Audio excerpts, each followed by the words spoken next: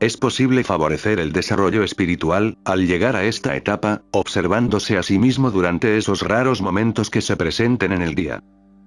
Uno puede interrumpirse de repente, y observar lo que está haciendo, sintiendo, diciendo o pensando. Pero tal observación debe hacerse con espíritu imparcial e impersonal. ¿Quién está haciendo esto? ¿Quién siente esta emoción? ¿Quién dice esas palabras? ¿Quién está pensando estos pensamientos? Háganse estas preguntas a uno mismo, ímpeto, tan a menudo como sea posible. Pero las mismas deben ser repentinas, abruptas. Espérese luego, en calma, una respuesta interior de la intuición. En la medida de lo que sea posible, no se piense en otra cosa. Esta investigación introspectiva no tiene por qué ocuparnos más de 1 o 2 minutos, a ratos perdidos. Una respiración más lenta, que se practique con este ejercicio, puede ayudar mucho en la observación e investigación del yo.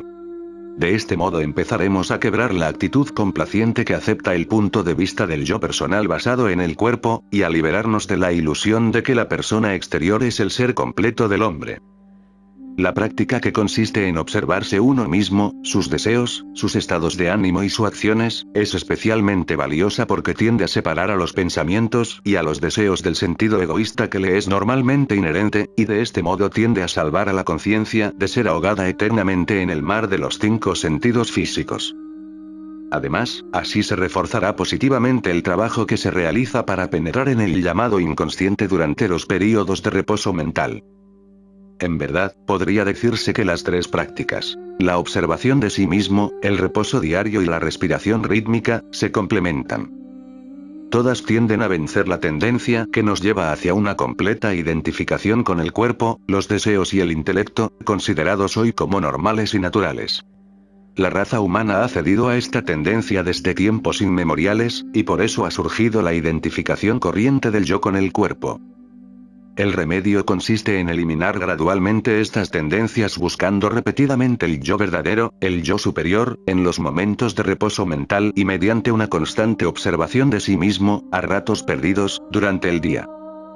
Por muy arraigadas que estén en uno aquellas tendencias, es posible vencerlas, poco a poco, con ayuda de estas prácticas. El intelecto, que se inmiscuye repetidamente en esta investigación, cede por fin a la costumbre y automáticamente empieza a presentarnos nuestras emociones, deseos, pensamientos y acciones, cambiados y a la luz del yo superior, es decir, como promovidos por él, como cosas que experimentamos dentro de nosotros. Pero en realidad son respuestas mecánicas a estímulos exteriores. Uno de los resultados inevitables de estas prácticas es que vuestra actitud en relación a las cosas, las personas y los acontecimientos, empezará a cambiar gradualmente. Es que comienzan a manifestarse las cualidades que son inherentes al yo superior, las cualidades de nobleza, perfecta justicia, el tratamiento del prójimo como a uno mismo. Volcar la mente de uno, repetidamente, a ese que es el silencio espectador dentro de uno mismo, y fijarla allí. Esta interiorización es un proceso mental, una actividad intelectual basada en una indagación de sí mismo, pero en la etapa que sigue hay una entrega de todos los pensamientos al sentimiento intuitivo que surge desde adentro y el cual nos conduce a la percepción de lo más profundo que hay en nosotros. Siempre se ha ejercitado el intelecto y las emociones, muy raramente la intuición. De ahí que sea necesario cambiar, haciendo surgir al sentimiento intuitivo de su estado latente, tantas veces como sea posible. Llevará su tiempo esta búsqueda de la justa intuición, pues habrá que buscarla entre la confusión de sentimientos y pensamientos que forman normalmente nuestro yo interior. Pero el esfuerzo persistente nos ayudará. No existe momento en el día que no se pueda cambiar provechosamente el curso de los pensamientos y comprobar la presencia del yo superior. Como el jinete al caballo, es necesario llegar a tener en las manos las riendas de nuestra mente, acicateándola de vez en cuando si es necesario. En esta búsqueda, al principio, se encontrará la conocida obscuridad espiritual, el estado habitual de alejamiento del yo, de sumisión a los deseos o a las repulsiones, que responderán mecánicamente a las propias demandas. Pero si se continúa con estas prácticas, gradualmente se abrirá el camino de la libertad interior. No existe felicidad para el hombre que no es libre.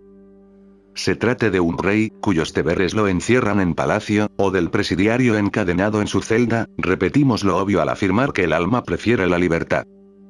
Esta es una alusión a la esencia de la dicha verdadera. La libertad, eterna, intangible, forma necesariamente parte de su naturaleza, y una libertad de tan rara naturaleza no puede encontrarse en otra parte excepto en el yo superior. Se procede de este modo, por medio de grados imperceptibles, siguiendo al pensamiento en su viaje de retorno a su invisible hogar. Pero en tanto se esté en servidumbre con el pensamiento, la intuición estará fuera de nuestro alcance. Debe seguirse el camino del constante examen de uno y se llegará a utilizar el pensamiento como auxiliar de la liberación propia.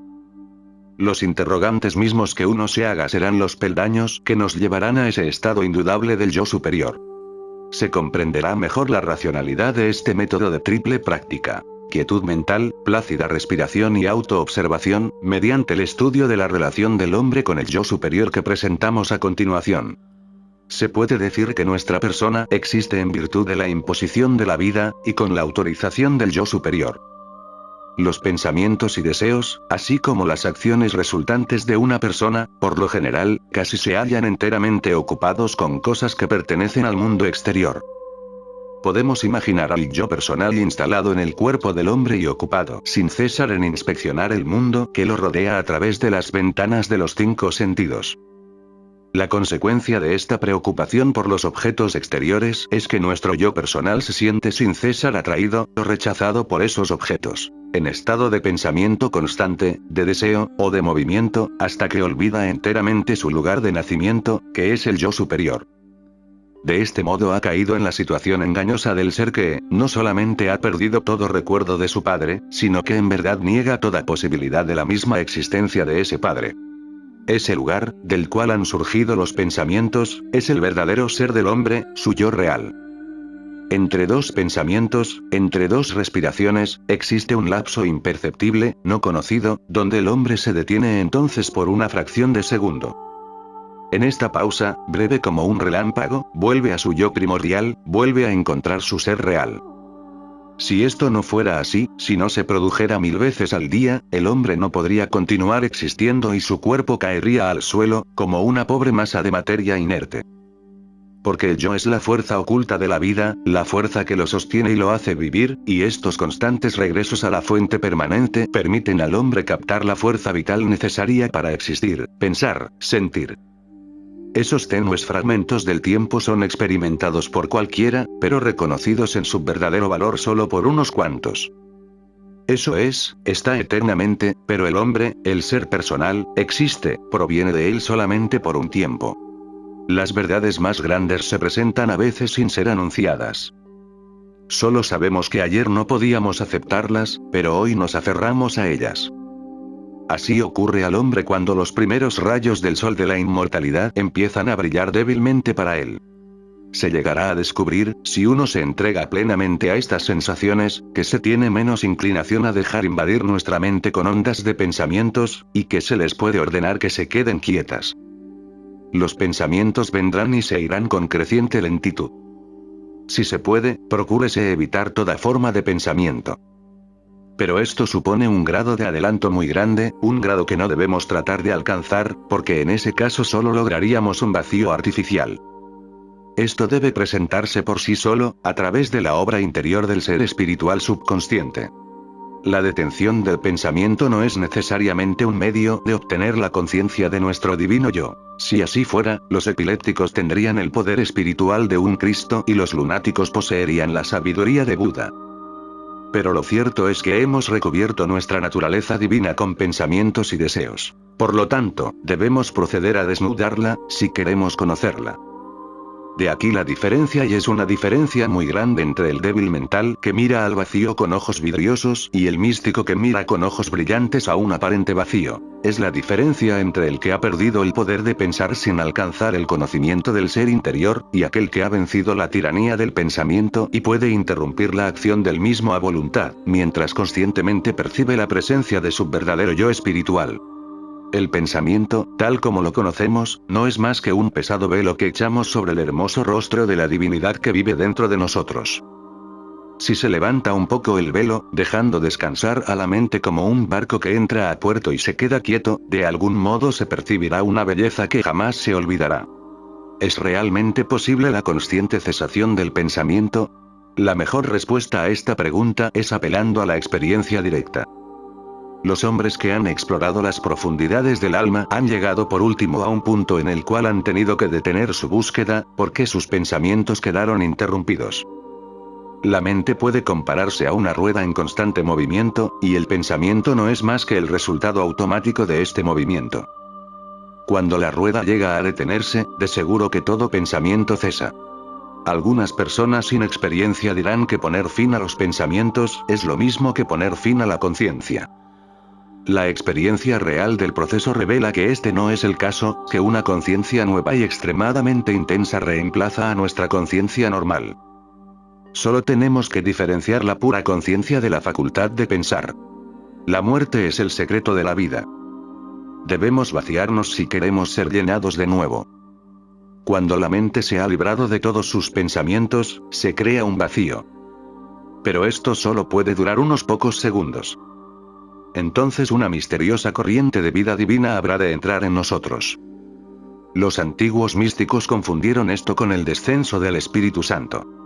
Es en este estado de la cesación del pensamiento consciente que la verdad de nuestro propio ser, hasta ahora oculto por nuestra actividad, nuestros deseos y pensamientos, se revela finalmente en la grandeza sublime y espiritual. Si es posible, suspéndase la corriente de pensamientos y contémplese fijamente al pensador. Déjese que el intelecto se tome un descanso, y vigílese atentamente el vacío que parece haber quedado en la conciencia.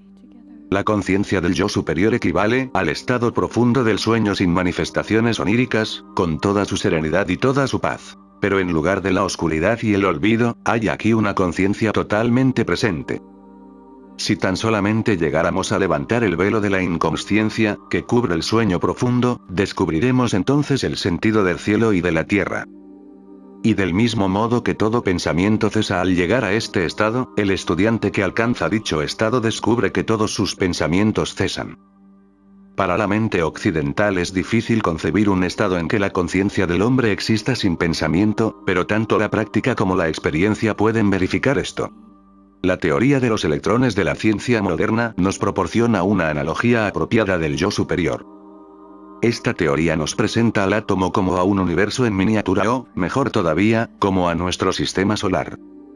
En el centro de este sistema atómico tenemos una carga de electricidad positiva, alrededor de la cual, una nube de cargas eléctricas negativas, los electrones, giran. Las cargas positiva y negativa se neutralizan, de manera que el átomo no se quiebra normalmente. De tal modo que hay una carga positiva que está en reposo en el centro y hay unas cargas negativas que se mueven en torno a ese centro. El punto de quietud absoluta alrededor del cual giran los electrones puede compararse al verdadero yo y los electrones a sus aditamentos: el intelecto, la emoción, el cuerpo. El yo superior del hombre es inmutable. Encontrar el alma es simplemente recurrir a nuestro original estado. Nosotros fuimos seres puramente divinos en algún lejano pasado, y no estuvimos obstaculizados por las cubiertas del pensamiento y del cuerpo. Todavía somos seres divinos, pero nuestras envolturas carnales han hecho que nos olvidemos de lo que somos. De ahí que mirar a través de aquellas sea ver en nuestro propio ser, el yo. Debemos vernos a nosotros mismos como lo que realmente somos, no como prisioneros del cuerpo, como cautivos en la jaula de los pensamientos encadenados por pasiones transitorias. Nuestra conciencia está dominada por estas diversas formas. Todo el arte de la meditación y la concentración consiste en romper nuestras cadenas y surgir como espíritus libres. En una antigua escritura hindú leí estos versos: porque olvidé mi unidad contigo. Porque, necio, hice de mi cuerpo el yo. Porque no supe que morabas en mí. Por todo ello vagué en los infiernos. Porque al arrojar a mi verdadero ser me encadené. El despertar del yo superior. La iluminación de la mente y el corazón es el momento más maravilloso en la vida de un hombre o de una mujer. Encontrarse a sí mismo. Encontrar al yo superior, y se empezará a descubrir el sentido de la vida y el misterio del universo. Detrás de cada uno de nosotros está el yo superior, tranquilo como el cielo sin nubes, sabio de la sabiduría que la naturaleza ha recogido en muchos millones de años de existencia, fuerte como para darnos lo mejor que la vida puede ofrecer. Permitidme que recuerde las palabras de alguien que tenía plena conciencia de esto, un humilde carpintero que se convirtió en maestro y vagó por las riberas de Galilea con unos cuantos discípulos, hace más de 1900 años. Él les dijo: pedid y se os dará, buscad y lo encontraréis, llamad y se os abrirá.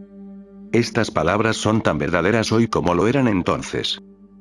El hombre Dios que las pronunció aparentemente se ha ido de nuestro medio, pero las divinas verdades a las cuales dio voz serán siempre un tesoro para la humanidad. Aquellos de nosotros que hemos podido echar una rápida mirada al interior de nuestro propio ser, hemos quedado estupefactos. Retrocedemos, azorados, ante las insondables posibilidades del yo superior. El hombre, como entidad espiritual, posee una infinita capacidad de sabiduría, y recursos asombrosos de felicidad. El hombre tiene en sí mismo la infinitud divina y, sin embargo, se contenta con los pequeños placeres de su breve paso por la tierra, como si no fuera más que un insecto.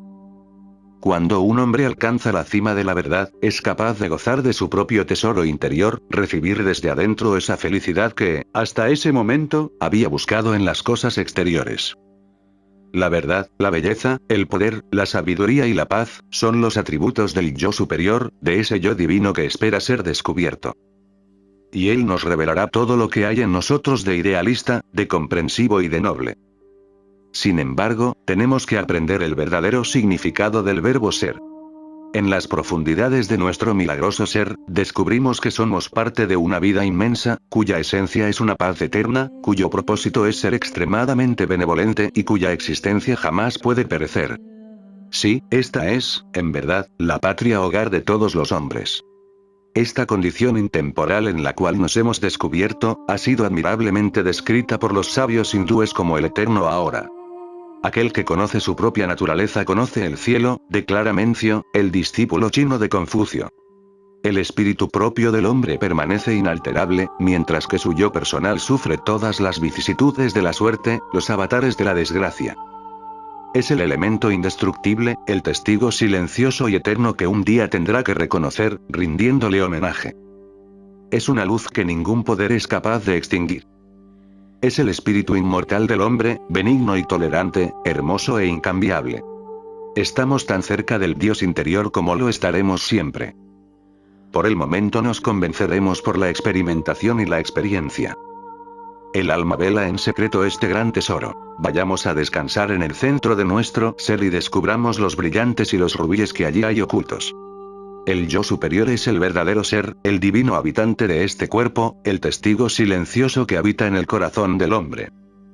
El hombre vive todos los instantes de su existencia en presencia de este yo divino, pero el velo de la ignorancia lo envuelve, volviéndolo ciego e insensible. Esta doctrina es, en verdad, una de las más difíciles de justificar.